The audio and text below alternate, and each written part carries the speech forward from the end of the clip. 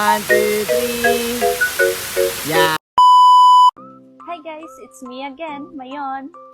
Another day, another budol. So someone leave a comment dun sa video na in-upload ko sa YouTube. To make it short, ito yung mga tanong nila.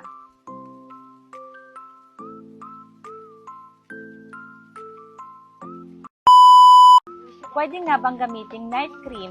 C. Dr. Leo 2-in-1 Isolation Cream. For me po, it's a no. Kasi, this is a primer and a moisturizer. You can use this product as your primer and moisturizer. And para na din hindi maging cakey yung makeup nyo.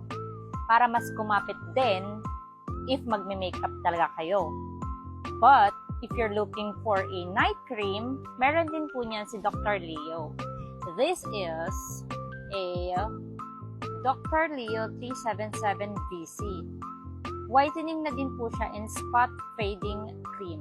So, ito yung consistency niya.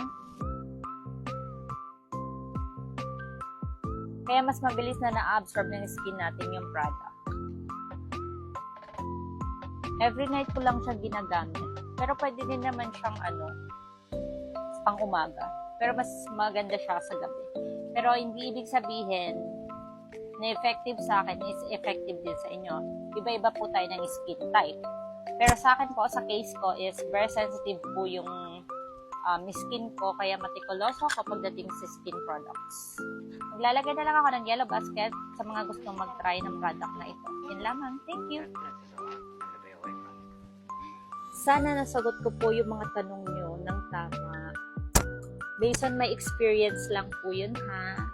Thank you!